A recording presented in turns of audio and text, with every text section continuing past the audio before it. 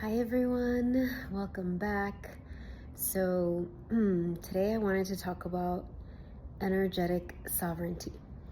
And I was inspired to do that because I had the great honor, privilege today of lead a special meditation session, meditation slash energy healing session for a group of therapists, probably around 32 therapists. It was online. I've been doing this now we were trying to figure out how many years it's been. I think it's been like 7 years. And I was talking about, and of course, as therapists, right? So I coach a lot of therapists. And what I do is to, help them continue to create the impact that they're here to create, to share their unique gifts, and to do it in a way, to do it without overwhelm and depletion. Right? So I have this whole holistic framework that I take them through. And one of the pillars of the framework is, I call energetic sovereignty. And what that means is, I've talked about this before, how as a helper, as a sensitive empath that you might be, if you're watching this, you are, very sensitive, right? You have those little antennae, you're very attuned to other people, and you are built that way, right? That's part of your design as someone who is a therapist, wellness professional, whatever job title. But it can become really heavy if we don't know how to set energetic boundaries. So in this video, because this will be a short video, I'm not going to go into all the intricacies of it, but this is one thing I want to say. Obviously, it'll be very helpful to know about energetic anatomy, the chakras, the aura. You don't have to know a lot. It's very simple. All of my clients, I always teach them just the basics of energetic anatomy if they don't know that. And I teach them a very powerful, simple practice to do self-Reiki, to really be able to have energetic sovereignty, right? Clear themselves from heaviness if they're carrying their clients, their students' pain or suffering or grief. But the most important thing before any of that is your intention.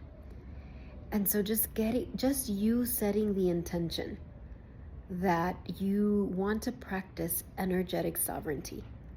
That yes, you're here to help others. Yes, you're here to usher in transformation. Yes, you're here to hold space for others. Yes, maybe you're an expert on grief and you help others go through, walk through grief. Maybe you help others connect with their inner child. Maybe you do energy healing, whatever it is you do, or even if it's not necessarily in the healing profession. But you have that mission, right? It is your sacred mission to be someone who uplifts and inspires and is an example of what's possible. So all of that is clear. And you can do, in fact, not only can you do all those things, you're meant to do all of those things. You're meant to fulfill your mission through sovereignty.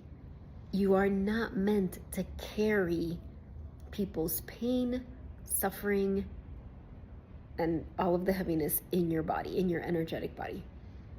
That's not what is meant to happen. So even if nothing else, if you start to set that intention that, okay, I'm no longer willing to carry other people's pain. And often we do that, it's unconscious. We might have beliefs, right? So I also work, help my clients through parts work. So there might be a part of you that feels maybe you were taught that as a child, either directly or indirectly, that it's your job to take people's pain away. And so there might be an inner child inside of you that literally is like, oh, someone's in pain, we must take it from them. And so you setting the intention that no, that is not how I help. I'm not meant to carry people on my shoulders. I'm not meant to carry their pain in my heart. I'm not meant to carry their fear in my gut. I'm not meant to carry their burdens on my back. I'm not meant to carry their opinions and beliefs and projections in my head, right? It's and you're doing this with compassion. There's no judgment to anybody else, but just with compassion and clarity and power. It's no, that is not how I help. I help by really claiming my sovereign space. And today in this session I had with these therapists, I took them through a whole journey through their chakras, those energy centers in their body, and really helped them to identify, okay, where am I carrying other people? Which chakra is needing more of my attention? Which chakra is the most powerful one for me right now? And then we talked about the aura, the auric field, right? So I'm not going to go through all the chakras right now, but let's do a little bit of your aura. So if you think about your aura like a cocoon of light around you, and just notice in this moment, what size, what feels right? Does it feel right for your aura to be really expansive? Or maybe in this moment, it feels right to have it really close to you, like a cocoon, almost like you're in a cradle of your aura, or anywhere in between. And trust that, trust whatever feels right. And even if you're like, well, I don't know what feels right, try something on. If you're like, okay, I'm gonna do a really expansive aura, visualize that, and then you're like, oh no, that's too big. Adjust it. Like, your energy body speaks to you, and the more you speak to it, the more you make time for that, the more you know the language, right? And so your auric field, and then with your aura, you want to brush it, clear anything that's in your aura that is not yours, but then also call back your energy, right? One of the videos I did was about calling back your energy. So call it all back so you're fully present in your auric field. And then finally, think of a color. Is there a color that feels right to you right now? You can just close your eyes, visualize that cocoon of light, and notice, is there a color that would feel really soothing to me? So for me, as I do that, a beautiful green. It's kind of like like fresh grass, like a light green. And it's probably because I just finished with work, right? I had that class, I had several clients. So it feels like this green light is just clearing if there's anything that I picked up. I think also there's a lot of ideas swirling around in my head. So the green energy is helping me to ground. Maybe for you, it's a golden light, a purple light. Maybe it's transparent and there's no color. But again, this is the power that you have to communicate with your energy body. Don't let it be complicated. So don't think like, oh, I gotta go get training on chakras and I've gotta, go to become a master energy healer. I mean, you can if that's part of your calling, right? And like I said, certainly when my clients, I always teach them the basics because I want them to have that tool, because it just accelerates all of the growth and transformation in between our sessions. But always come back to the power of your intention. So even if you're like, I know nothing about this, but I understand the idea of energetic sovereignty. I understand that I don't want to carry, even like your loved one's pain. That is not how we help. Even as, I'm speaking to all of you mothers, daughters, spouses, husbands, whatever, like for me, I have 5 kids, right? They're all young adults spread around the country of the United States. And it could be very easy for me to be like, oh, I must carry them. Oh, my son's going through something challenging. I'm going to energetically carry him. And you might not even say it consciously, but it's just an unconscious thing that happens.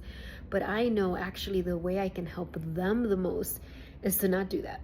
Is to really be in my power, be in my sovereignty, release energy that isn't mine, call back my own energy, because from that place, I can be resourceful.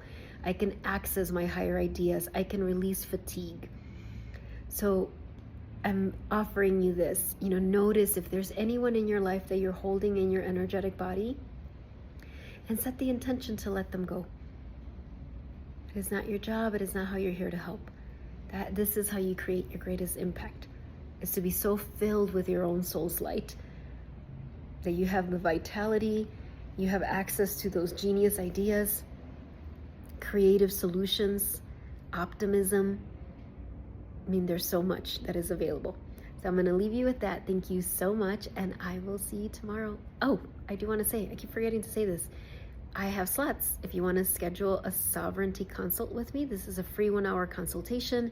We can go deeper into this or anything that you want to talk about as far as like what is next for you, what is your season of service that you're in, what are some obstacles that may be in the way, or like where are you headed, right? Like where are you headed, and what is the plan that will get you to that place of highest impact in a way that is fulfilling, that doesn't burn you out but actually gives you vitality.